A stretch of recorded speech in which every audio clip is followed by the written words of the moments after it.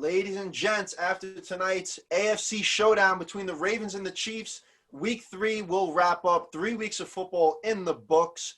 And the In the Huddle crew is back for the 63rd episode to talk about the biggest moments and debate the biggest topics from this past Sunday. I'm Kenny C. Alongside me, per usual, is the real Lil, Cam Jones, and Zach Kroll. Fellas, how's it going? Oh man, it's going good, man. I why would I complain, Kenny C? Why would you ask me that question? I mean, why would I complain at this time when we are in week 3 of the football season? We got sports all across the board. This past weekend we had college football. We had some upsets. LSU going down. Who else? Oklahoma going down. We had UFC fights. Alessandro versus Costo. Costo got his behind whipped. Okay, and then we also had boxing. Then we top it off with football on Sunday. You gonna ask me how I'm doing? Kenny, I'm doing just fine. I'm ready to get this show on the road. Man, Mr. Kenny C, man, just want to say happy Sunday, happy 63rd episode of In the Huddle with you guys. You know, like I said, it's always an honor and a pleasure. Yesterday was a great day of football, man. You know, less injuries than it was from last week. You know, saw a couple great games, and I'm looking forward for the showdown for tonight. Let's go, Chief, baby. Yeah. I don't know about that. But go ahead, Zach.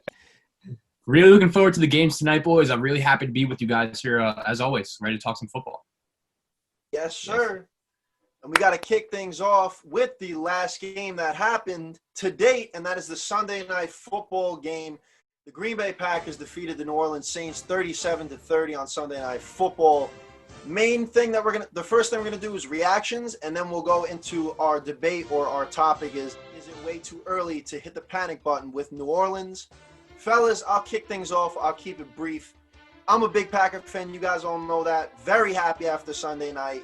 Run defense needs some tune-ups, but I mean, what are you going to do when Alvin Kamara is a phenom? I mean, he's hard to stop. Aaron Rodgers is elite, and he's ready, and he's showing it.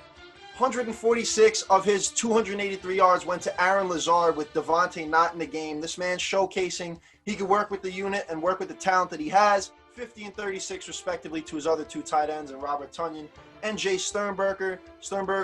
I really liked what I saw with Rodgers moving the ball. He was elite. That, like, last night, man, it seemed like nothing was going wrong for Aaron Rodgers. The defense was where it needed to pick up the slack, but they did with that fumble by Taysom Hill, and I'm hyped, man. Kenny C, man, all I have to say is who could have seen this coming? The Saints are in trouble. Oh, I don't know. But all I'm going to say is this, man. You guys know, like, many times over the summer when we were on this show, I told you guys, like, Sean Payton is an overrated coach. He's been to one Super Bowl, hasn't done anything since, and I'm not backing down from that comment. Kenny C, I got to be real. I am not shocked at all that your Packers won last night. It really, told me everything I needed to know about the Saints, man. When has Taysom Hill ever made a good play?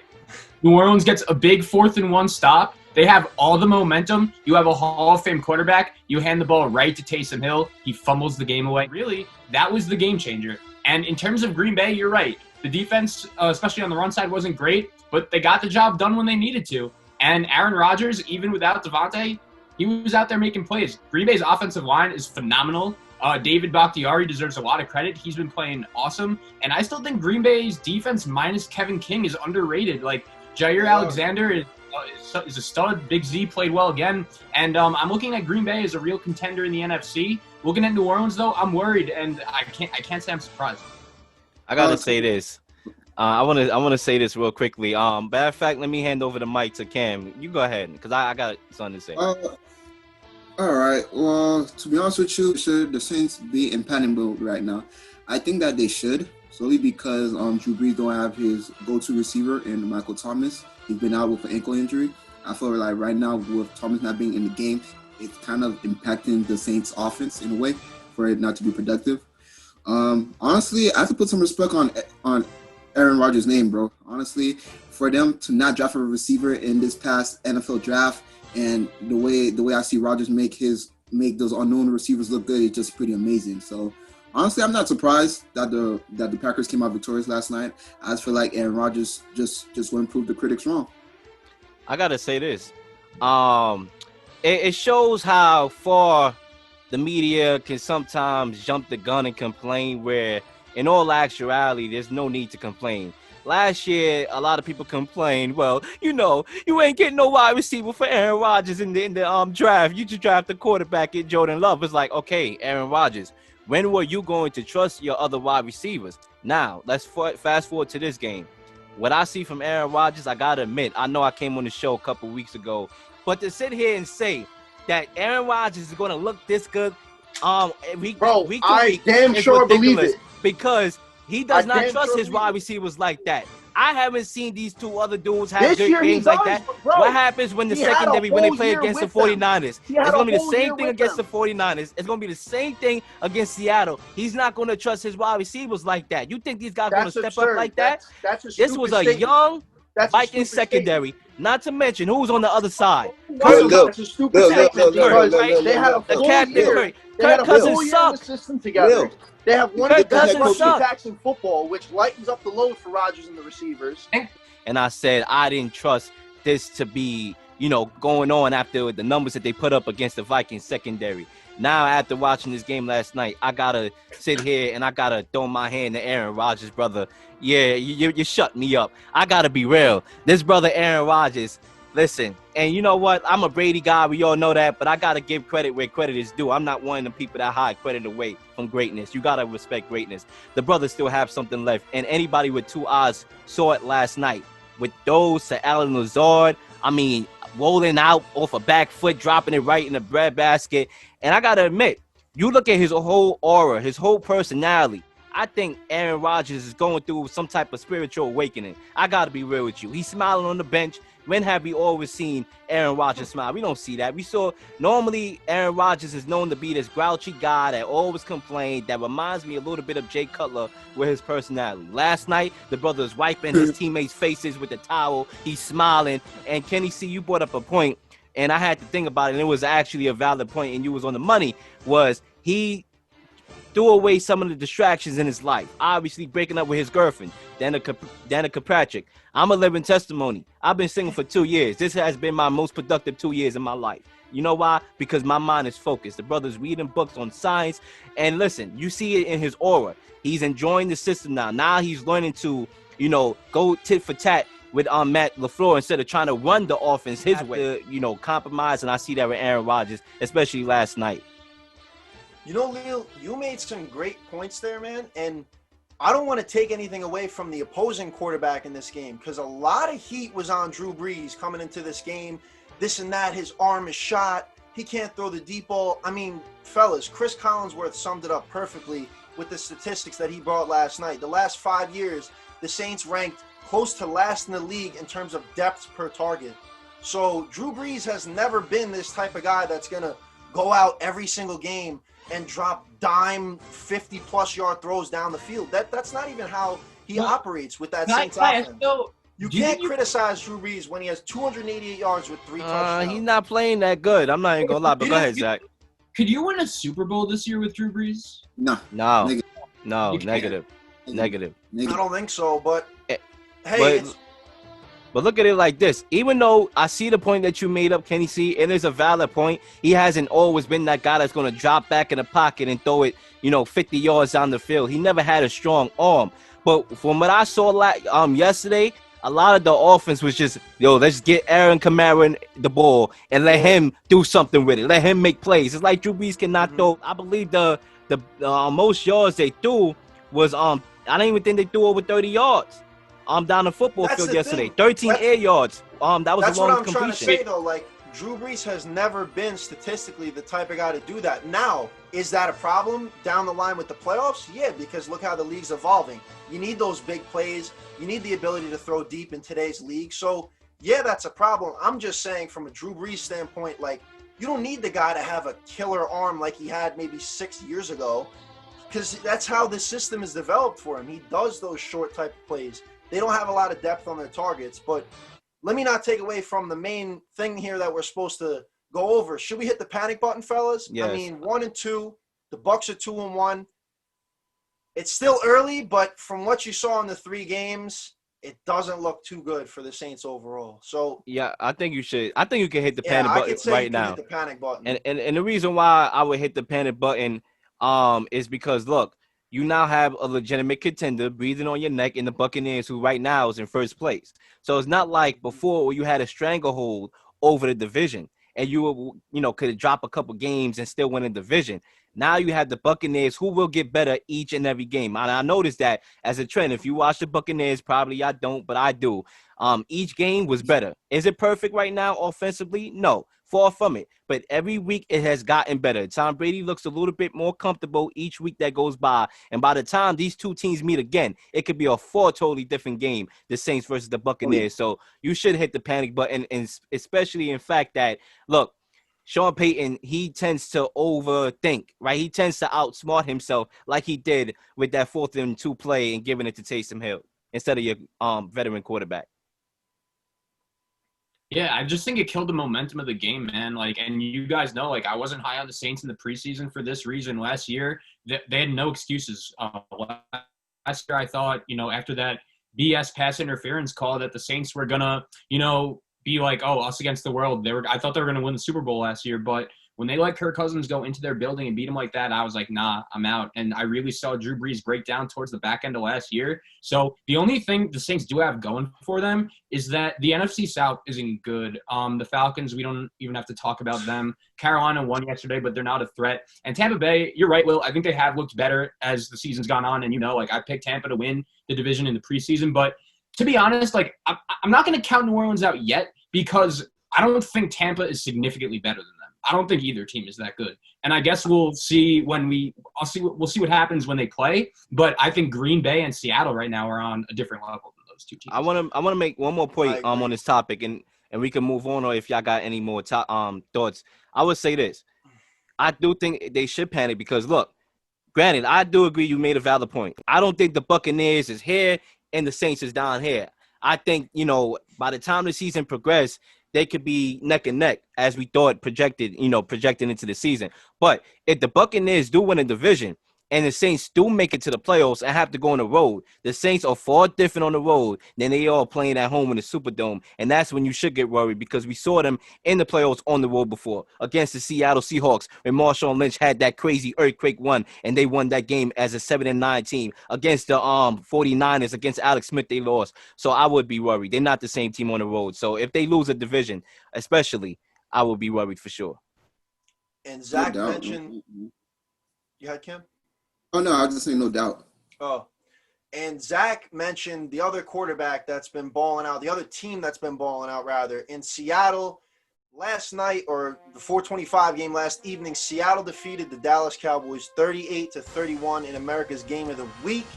Fellas, reactions to this one. My first instinct, wow, Russell Wilson is on a mission to win the MVP, man. Like, feed Zeke? No. Let Russ cook. Because this man, as much as I despise him in Seattle, because I'm a Green Bay fan, you cannot take away from greatness. And this man's on a hell of a mission. Cam Jones, you want to start off? What a crazy performance, man. He threw another 5-touchdown game again against the Cowgirls. I mean, it's just crazy. I mean, like I said, man, this guy, he's on track to win MVP this year. He has 14 touchdowns and only 1 interception. Like, he's 3-0 right now. So, honestly, it was a great shootout game. I do believe that the Cowboys should have came out victorious, but unfortunately, they choked.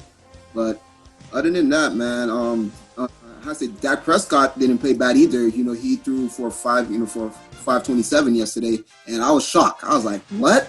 Dak Prescott threw over 500 yards? I mean, it was incredible. But something to look out for. I think the Seahawks don't have a good pass defense, because for them to allow 500 yards against, yeah.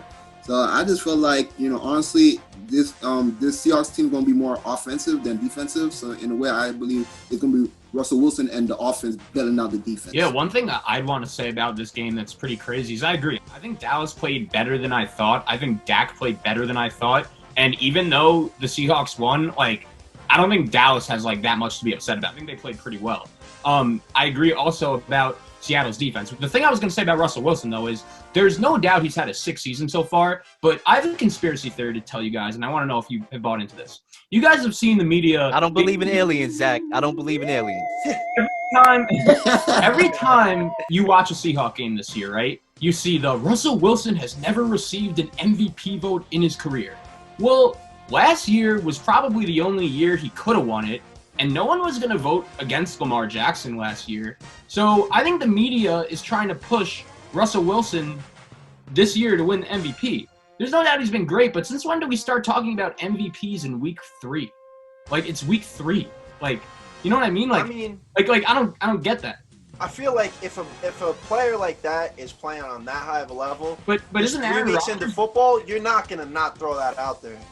I guess, but I just feel like everyone is, Russell Wilson's definitely winning. He's gonna win the MVP. Like, I mean, I would say this, Zach. Seriously, like, I would say this. It's because mainly we seen what we it's more of a reflection of respect to Russell Wilson than it is, we just want him to be the guy. We respect Russell Wilson because we still think he's underrated.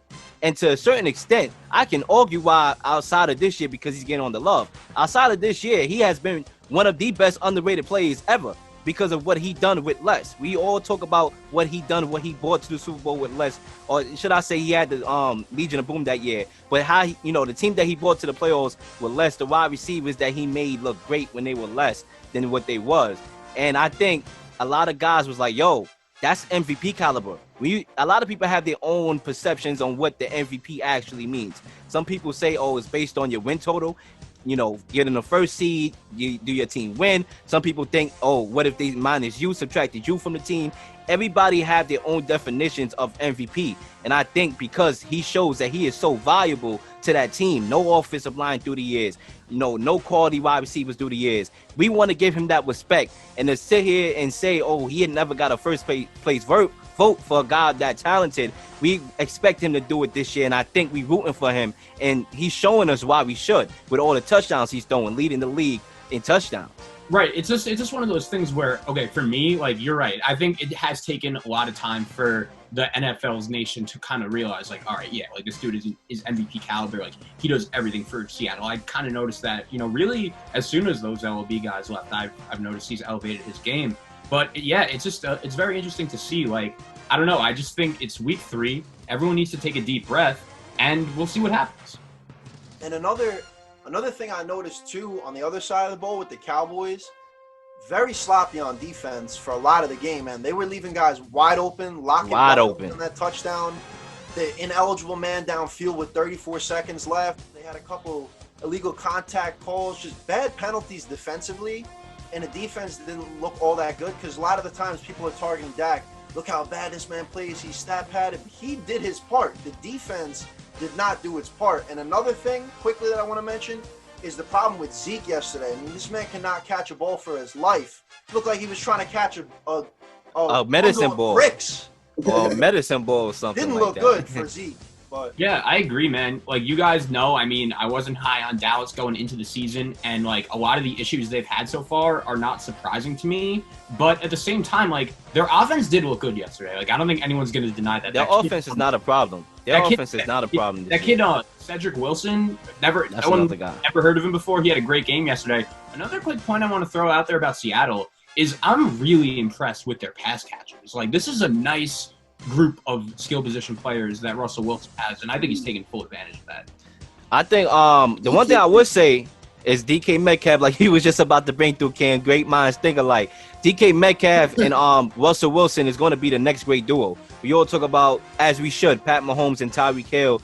I guess you could say Arizona, Kyler Murray and D-Hop. Metcalf and Russell Wilson is going to be right up there.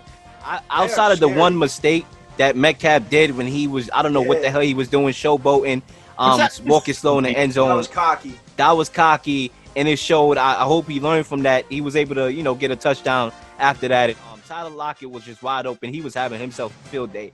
I mean, literally, he was in the island by himself. He could have said a little prayer to God, amen, and then catch the ball. I mean, that's how wide open he was. But the defense is a problem, and with the Cowboys, too. Both teams, they lack of defense showed in the game, and I think, listen, it's going to be fun in the NFC. It's going to be a lot of offense, but who's going to step up defensively? I didn't see it with the Cowboys. And I know Dak Prescott had a good game yesterday. He threw 4 of them yards. He was spreading the ball out, to CeeDee Lamb. Amari Cooper got a few catches in there. Cedric Wilson had a breakout game. There's weapons all around him. Ezekiel, obviously, he couldn't catch a football, but Dak didn't make some turnovers. And I thought on that last play when he threw the ball after he broke out that sack, yeah, you can say, he just tried to throw it up to get a touchdown, but you could have lived to see one more play. I didn't think he had to throw it in the end zone up for grabs like that because you would have had one more play. So it's little turnovers like that is, a cause for concern for me. But other than that, the Cowboys offense is fine. And the Seahawks offense is fine.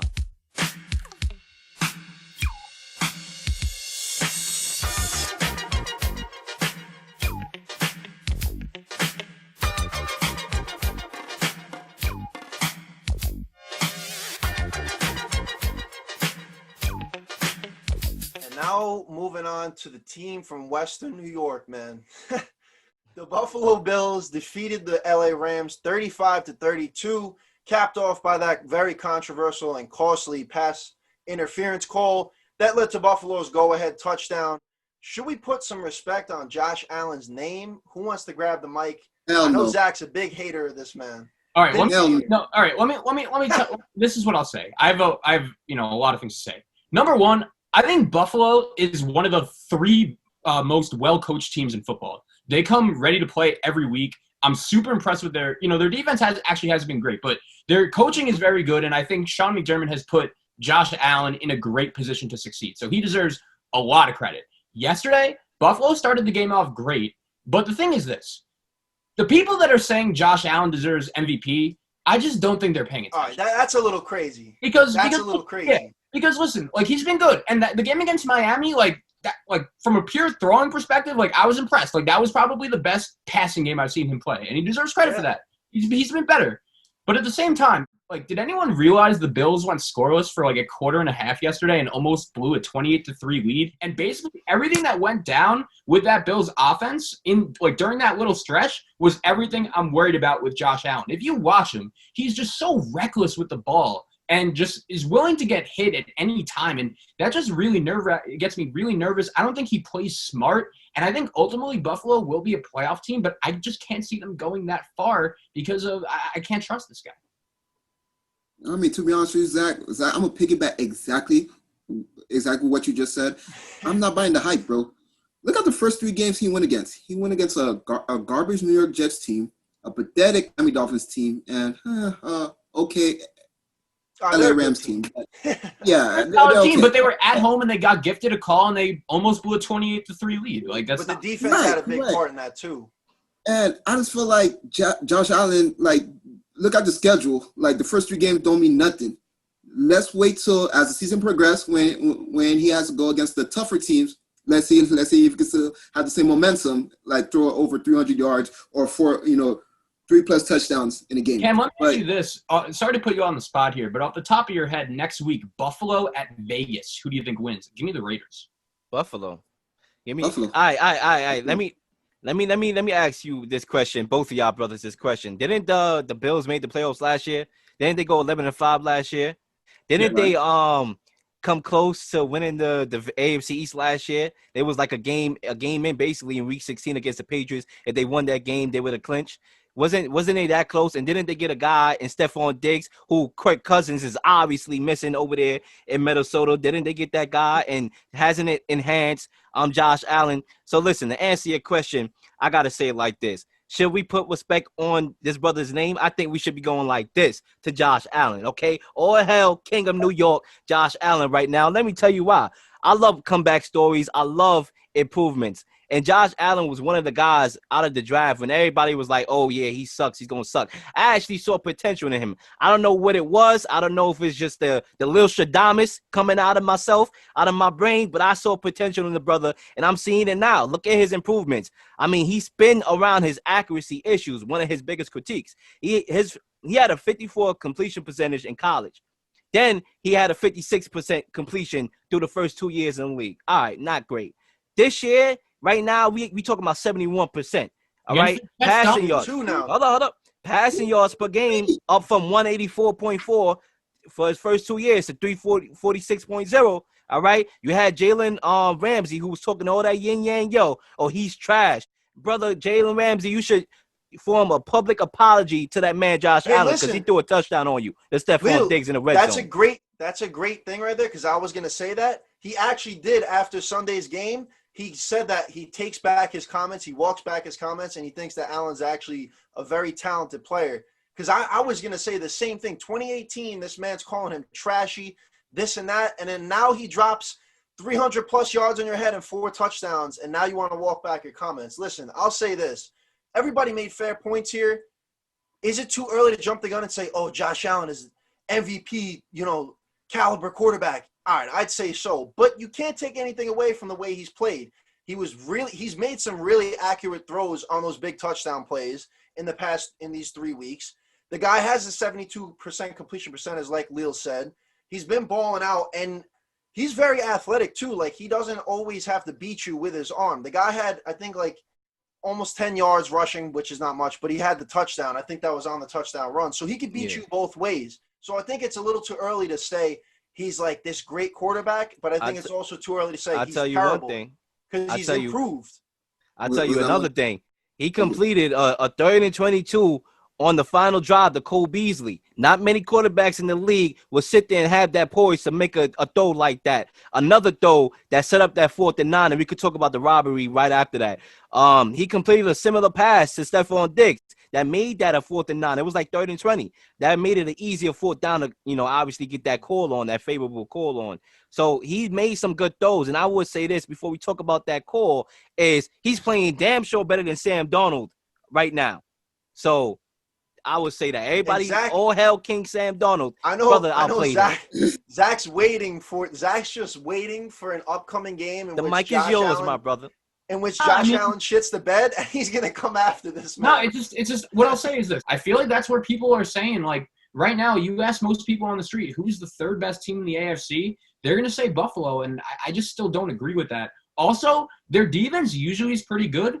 They haven't played well the last 2 weeks. Yeah, they got lit up by the Rams yesterday, got lit up by Fitzpatrick the week before. I think Derek Carr lights them up again next week. We'll see what happens.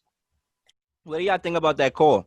I thought they got robbed. I thought they didn't even the referees. Anyway. I thought the referees kind of like paid.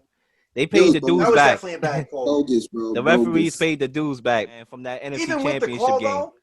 Even with the call, though, all the hate that's been on Allen, for him to stay composed and be able to drop that 15-yard pass into Croft's hands, like, I'll give him credit for the game winner. Like, you can't discredit him, but, I mean, obviously, without the refs, that probably wouldn't have happened. So the call was bad, but at the end of the day, the overall question, I do think that Allen deserves some respect right now because he has improved. Now, I also like your points, Cam and Zach. We have to see against the bigger teams what he does, but that's yet to be seen. We got to see. The one thing I would say that kind of annoys me with Josh Allen is the fact of the matter is when he gets off to these pressure moments and then he just throws the ball. He did it again like he did in the wild call when he just flinged the ball in the pitch. I'm like, bro, just live to see another down. That's the only thing that scares me with that. Over due time, he would learn to not make a bonehead decision like that. On the other side here, I still think the Rams is a good team.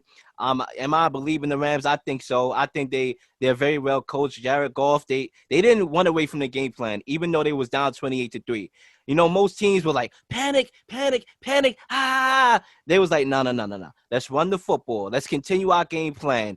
Even though we down 28-3, we're going to run the football because that's what we do best, which allows Jared Goff to be in play action and deliver the ball to Robert Woods, deliver the ball to Cooper Kupp, and that's what they did. That's why they was able to get back in the game. And you said a point, Zach, earlier when you was talking was, they haven't scored in the second half. A lot of that had to do with Aaron Donald, who came alive in the second half. Aaron Donald is the best player in the NFL. So when he caused havoc at the line, it could be for anybody.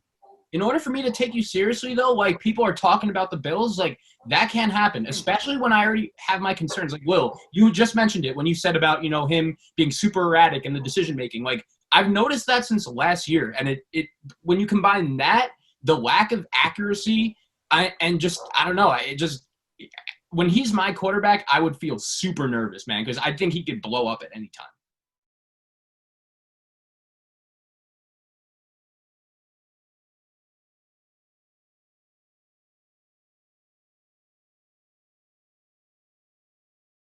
Which winless team has the best chance to turn the season around, possibly make the playoff? The Texans, Vikings, Jets, Giants, Broncos, Falcons, Bengals, Eagles. Gentlemen, who would you say?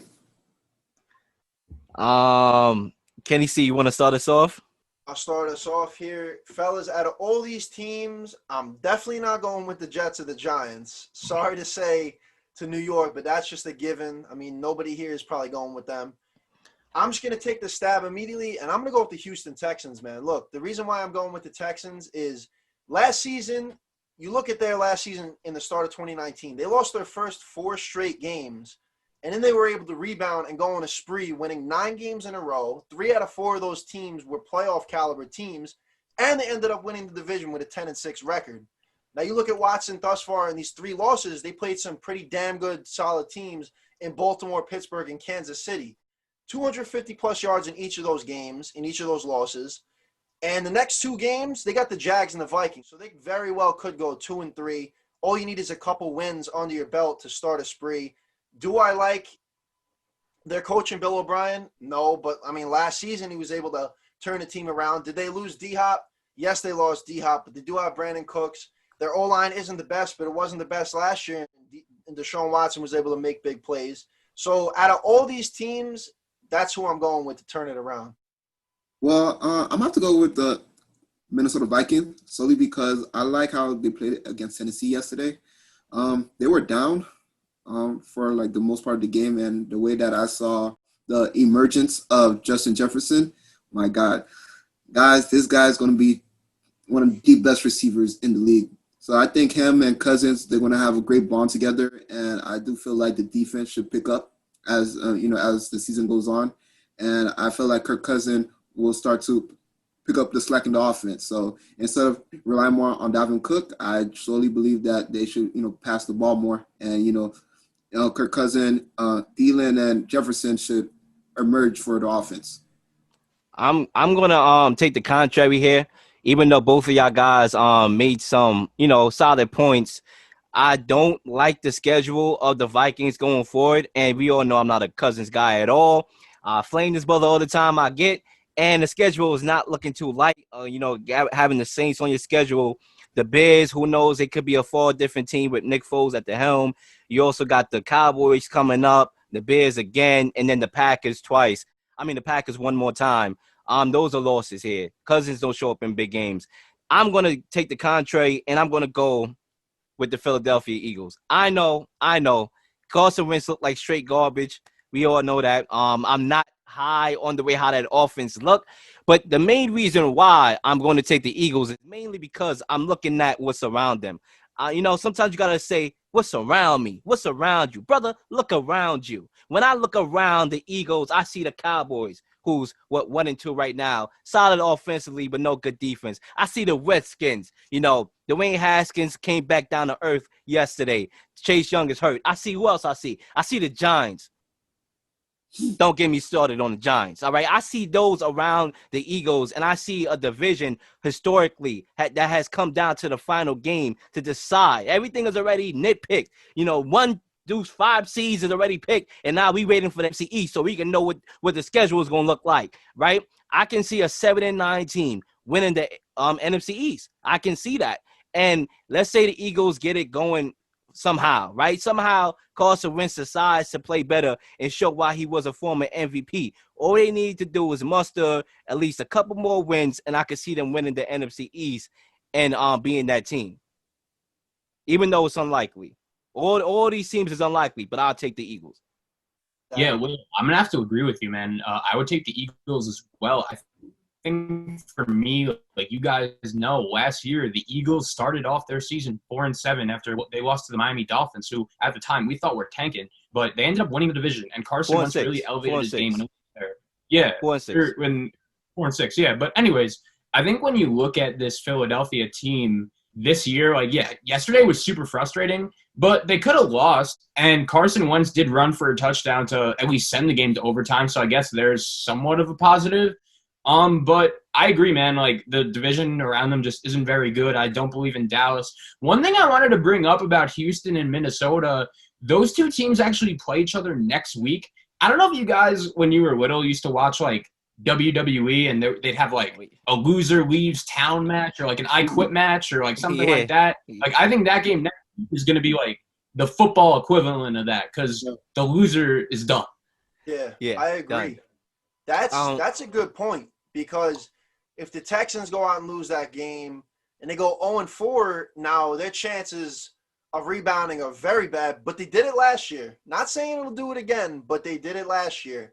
And listen, I like your guys' points. I mean, the NFC East, like, hands down, any football fan will tell you that's the worst division in football. So the Eagles very well could win the division. The Cowboys won the division when they were like, what, 7-9 a couple years ago? Yeah, like, that division is definitely trash. So that's definitely a positive. They could definitely come away with it there. Overall, though, Wentz, I mean, he's got to pick it up, man. Two interceptions, no touchdowns in his last game.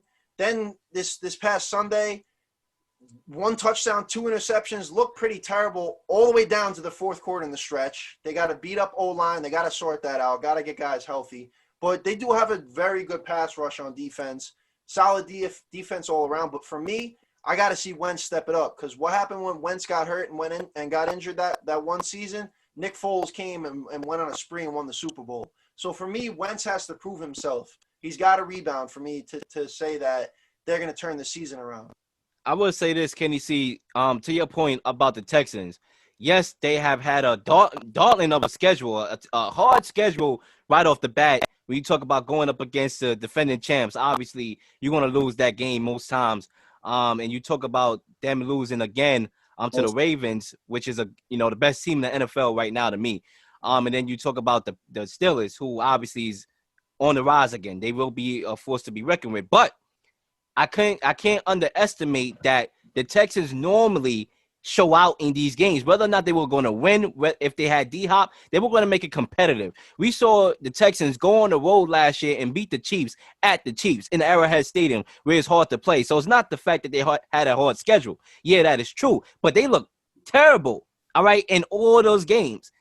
Outside of the Steelers game, they lost by a touchdown. But Deshaun Watson was getting whacked. I thought the Steel Curtain defense was playing again. All right, literally. So they didn't look competitive in most of those games, and that's why ain't nobody told Bill O'Brien to do that dumb shit, trading away D-Hop. Let's call it real, man. Let's call it like how we see it. Nobody told that dude to do that dumb shit. And then they want to talk about AB. You bringing a guy in AB? Well, allegedly through reports they want you to bring in AB. First of all, that'd be stupid, because by the time he plays, it's 8 games later, you're going to be out the playoff race. Then you talk about, D-Hop was a cancer, or you don't like him bringing his baby mama or whatever to the daggone stadium, and then you're going to bring a head case? Please. Y'all done. All right? Deshaun Watson, I love the guy. He's probably my favorite quarterback to watch in general in the league. He's the Michael Jordan in football. But, man, you're going to ruin that guy's career. And guys, don't forget, Deshaun Watson signed a big contract extension with the Texans this past offseason. So at this point right now, like, Deshaun Watson needs to get out, like the movie. Get yes, out. Absolutely. And just like you said, guys, I was preaching this. I like when Bill O'Brien traded away D-Hop to Arizona, I was like, bro, that offense is not going to be the same no more. It's not going to be the same no more. As you guys could tell, they're scoring points, but I believe having D-Hop there, it would have been like put them more in a better situation. You get what I mean? The defense looks sloppy. I'm sorry to say that. The defense looks sloppy. I mean, honestly, at this point, if they lose next week to Minnesota, the Texans are done for. I'm sorry to say it. The Chicago Bears and Matt Nagy named Nick Foles the starting quarterback for week 4 and going forward. Did the Bears make the right decision to name Nick Foles as a starter after what we seen yesterday? Absolutely right. I'm proud of what freaking Matt Nagy did. Honestly, guys, Mitchell Trubisky, he's not the guy. He's not the guy. I don't know why the Bears drafted him number 3 overall pick a few years ago. It doesn't make no sense. This guy hasn't proved nothing. He only been to 1 Pro Bowl. And I think he took the Bears to the playoff once, but the guy sucks. This is Mr. Trubisky right here, guys. This right here, Mr. Just like that trash.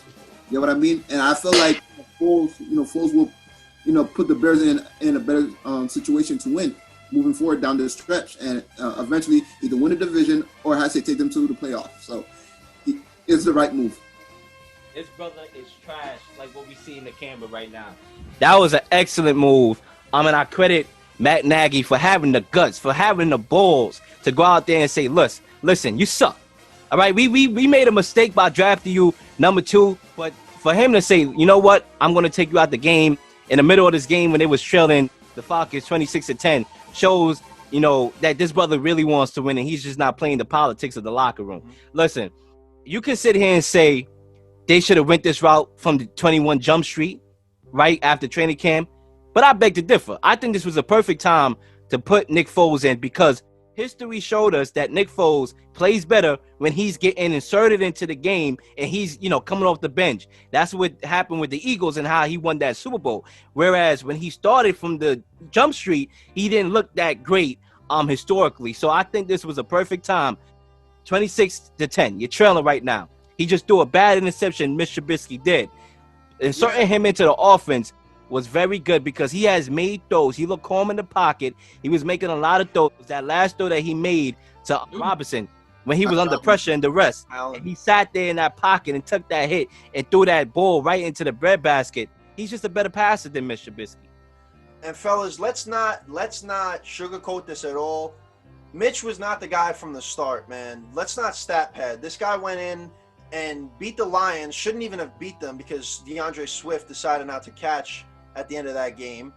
And then they beat up on the Giants. So, yeah, he's got 6 touchdowns, but what does he have? A 59.3 completion percentage. Let's not overlook that. This man's accuracy was never good from the start. Last season, he played terribly. And what happens when they put Foles in?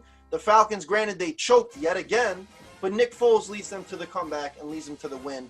Mitch was never the guy, man. And, I'm sorry to say, maybe it'll work out on another team, but his time with Chicago, I think, is all but done. Like Nagy, by making that decision in a Week 3 game, that they're probably not going to rock with him because look at the Titans when they benched Mariota. I think that was Week 5, so it was a little bit after Week 3, Week 6 maybe. Yeah. So once Week that 5. happened, Tannehill goes on a tear. I don't think Nick Foles loses this starting job.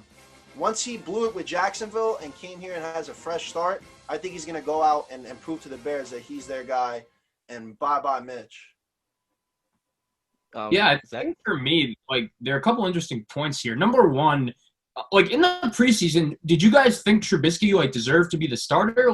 Because that's the thing about Nick Foles. He's never started 16 games in his career. So that was the big question for me to start. I was always intrigued by the fact that, Ryan Pace, the Bears GM, you guys said, he drafts Trubisky number 2 overall. I was curious to see, Matt Nagy also wasn't the Bears coach when Trubisky was drafted. I was curious to see if Ryan Pace would kind of, tell Nagy, look, I drafted Trubisky number 2 overall in front of Mahomes and Watson. I don't want to look like an idiot, play the guy. But I guess you can make the argument, too, that he also paid Nick Foles a boatload of money. And as you guys said, they made the right call bringing him in. If you watch the game, I don't think Nick Foles played that well besides the 2 touchdown passes, but he got the job done. Sure played better than Mitch. I'll tell you that. Yeah, we'll see. I don't know about you guys, but even with Nick Foles, I don't really take the Bears seriously as a playoff contender. I know they're, I know their defense is solid and played well down the stretch, but even with Nick Foles, I still have to buy it. I still have to see it until I buy it. I think the Bears I think the Bears right now look to me like an 8-8 team. I can see that. I can see them, being a couple wins better.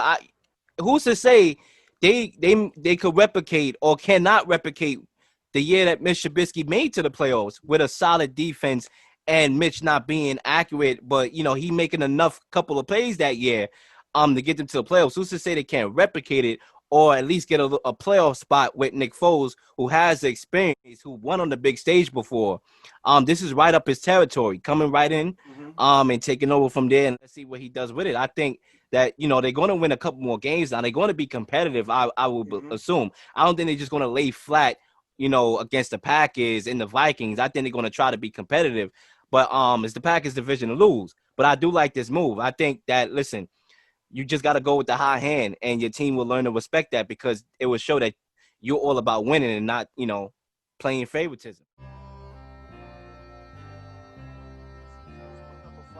In these upcoming games to show the Bears, and show the rest of the league, I'm still here. Because, Foles can get the ball to the receivers. You saw him having a field day, tearing up that Falcons defense. Putting the ball where only the receivers can get it. The receivers didn't have to do too much work trying to catch the balls outside of a few passes where, obviously, the pick, you could say, that Nick Foles do. But the ball just comes out better. The delivery of the football comes out better with Nick Foles at quarterback. And I think, as a wide receiver, on the Bears, you should be happy. And on the other side with the Falcons, once again, I can't breathe, I'm choking. Because that's what it is. Back-to-back weeks. Listen, I think it's become the new norm. You know how the slogan for this society right now, 2020, is a new normal. The new normal for the Falcons is losing and choking. That's what it is, and that's their new normal. So it is what it is, man. And fellas, Yeah, I think for me, oh yeah, before we end, I just think for me with the Falcons, like as frustrating as it is, like this team should be 2-1 right now, and I'm not saying it's gonna happen because obviously, like you can't believe in them right now. I know they go to Green Bay next week, but I think if they possibly can make a move on Dan Quinn, right, and just say, look, this isn't the right guy. They started 1-7 last year. They somehow convinced Arthur Blank to bring him back after they finished off the season somewhat decently. Like, once again, I don't think the NFC South race is over. Like, I think the Falcons have talent. And if you watch them for the first 3.5 quarters yesterday, I didn't think their defense was awful, which is, we know, the weak spot of their team. Julio Jones didn't play, and their offense still looks really good. Looking like the best. Like, if that's the thing. If they play, like when they play Tampa and they play New Orleans, I think they could outscore them because, so it's going to be interesting to see. I think if their defense could step up, there still is a recipe because I think by far and away they have the best offense in the division, but we'll see what happens. So you can't trust them. That's the biggest thing, man. Like if their defense can somehow get it together, I mean, that's been the narrative too for the past few seasons. Like I agree. That offense is electric. Like you see it week after week. But my thing is, what happened to that offense when the Bears was coming back? So we can sit here and praise the offense in the first half. But the offense wasn't putting up points. Matt Ryan threw a terrible interception. Matt Ryan been in this league for how long? And you chucking up a pass like that. So it was like, all right, we can sit here and blame the defense. Yeah, the defense has to do its part, man. But at the same time, you have to score. Yeah, back-to-back. But their play calling was awful. Man, like that's on the defense. The last time the Falcons ran the ball in that game yesterday was with 6:50 to play. There's just no excuse for that. You have to realize it's the same thing as like it's the same thing. Yeah, obviously part of it is coaching. A big part of it is coaching. But at the same time, Matt Ryan, let's not sit here and say they didn't have the ball back. It's not like Matt Ryan was on the bench and Foles had the ball last and he drove and then he put the game away with the defense being on the football field that we talk about as lackluster, which it is. Matt Ryan had the chance when the Bears went up 30-26 to at least save that game and drive down the football field. So a guy that we call Matty Ice. Where did he get that name from? It wasn't from the daggone dictionary. It never existed until he performed the way how he performed to get that name. So, all right, Matty Ice, show why you Matty Ice and not why you slipping on ice. And that's what he did throwing that daggone interception.